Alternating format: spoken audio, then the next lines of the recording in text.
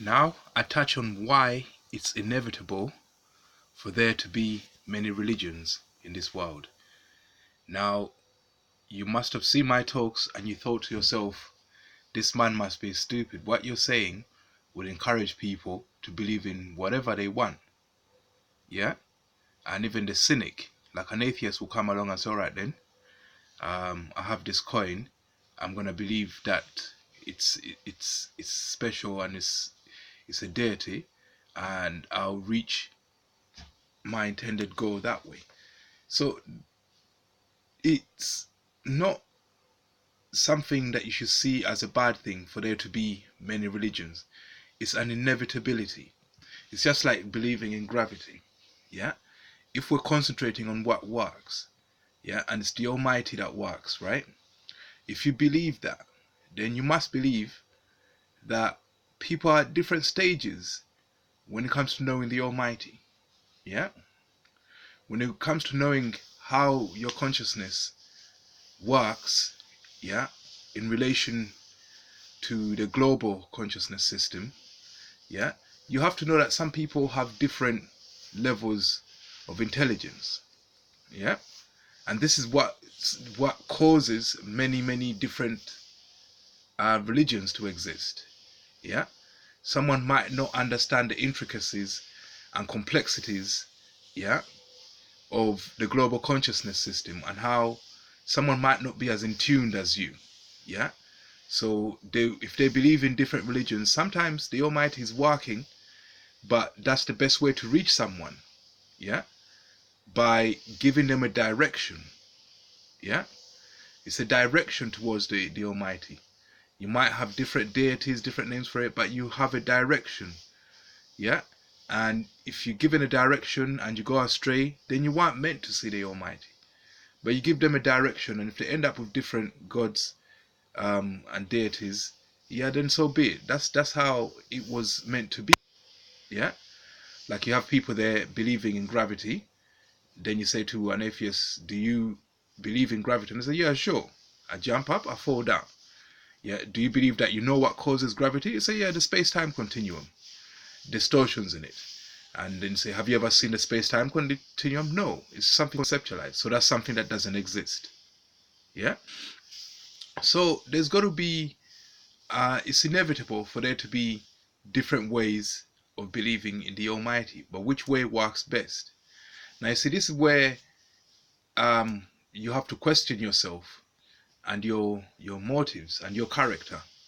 Yeah, if you're concerned about what's best. Yeah, the problem with believers, yeah, they want salvation, they want what's best. Yeah, this kind of wanting is non-religious in my view. Yeah, you should always look for truth. Yeah, truth. And if you follow the wrong path, you reach a point, you reach a dead end where you can't, where the truth stops being true. The truth as you know it stops being true. That's how you know you reached a dead end. But when you're dealing with greed, you want salvation, you want eternal life. When you're dealing with greed, yeah, you miss the whole point. Yeah, because I believe once consciousness forms, it's eternal. Yeah, once it's formed, it's part of the large consciousness system now. Yeah, and it's beyond your physical body that formed it. Yeah, it is imagined from its substrate. Yeah, from the body that's forming it. It's actually independent of the body that's forming it. Yeah, just like memory, once it's formed, it's independent. Yeah, of the body that's forming it, because you remember dreams. Yeah, but dreams didn't happen anywhere in reality, but there's still memories of them. Some of you have memories of things yet to come, and then when you reach the point where the events that caused those memories happened, you recall from memory that I've seen this before, and that's called a deja vu. Yeah, so memory is independent of the space-time continuum. It's completely, once it's formed, it becomes independent of the space-time continuum. Yeah, and so you have to know what works. Yeah, as being true. If you choose to believe in a coin, yeah, as the Almighty, then somebody can come and steal your coin, or can come and do something to it, and that will contaminate your belief in your consciousness. So then you say believing in a coin as the Almighty, if 5 pence or 10 pence coin as the Almighty, is not really practical. Yeah. So there are many religions which are still going through trial and error. Those who have stopped searching, stopped perfecting their technique, will never reach there. They'll be stuck at a level and they might be contented.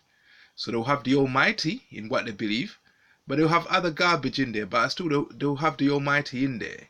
And it's at a level which they're comfortable with, which their intellect is comfortable with. Yeah? So if you've got your coins or your pens that you believe in as the Almighty, and somebody comes and spits on your coin in your mind, this can make you stop believing in your coin and raise other issues in your mind that will cause you to believe that your coin is now tainted. So then you choose something else. You choose a tree maybe to believe as the Almighty. Then somebody comes down and chops down the tree, or somebody curses the tree and tells you about it, and you say, okay, yeah.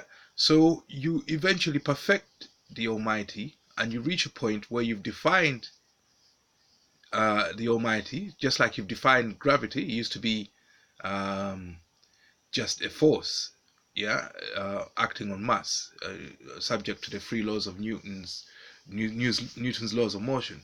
Then Einstein came along and perfected it and said we can consider it to be an acceleration, just a pure acceleration caused by the deformation in the space-time continuum, yeah, stretching and shrinking of it. But then he got stuck with pressure. He was looking for negative pressure and what causes it. And then because he was right to say that whatever theory you have is going to have the observer in it. Meaning it's going to have consciousness defined in it. Yeah? And you find negative pressure with consciousness, because when things start to move unnatural, yeah, as if negative pressure is being applied relative to the natural pressure, then that is consciousness at work. Yeah. So basically, you have people who believe in other gods, and don't be selfish enough to say, no, no, it's my God that works, it's my God that works. No, you shouldn't be selfish that way. Let the Almighty work. Yeah. He'll take them along, and if he's taking them so far, then they'll only go so far. If you've gone beyond that, then you've gone beyond that. You come up with an Almighty that other human beings can't touch, but then you come up with an Almighty that you can't touch, where you say, whatever I'm feeling can't affect the Almighty because it's mightier than me. And you see, that treats you. Yeah. But where you have an Almighty that you can affect, yeah, then you're going to find it very hard to stop other people from contaminating your concept and taking you away from the Almighty. So when you conceptualize the right Almighty, yeah, then no one can touch them, even you. So that one will always exist forever, yeah, like, I don't know, space-time continuum, yeah, and you never lose faith in someone that you know is perfect, that cannot. Once you've conceptualized perfection, yeah, an Almighty that's perfect, you can never lose faith in something that's perfect. The trick is to find out what's the most perfect concept of the Almighty, yeah, and once you reach it, there you are. That will be the eternal truth. Yeah. So it's inevitable for multiple religions to exist, and this should not shake your faith.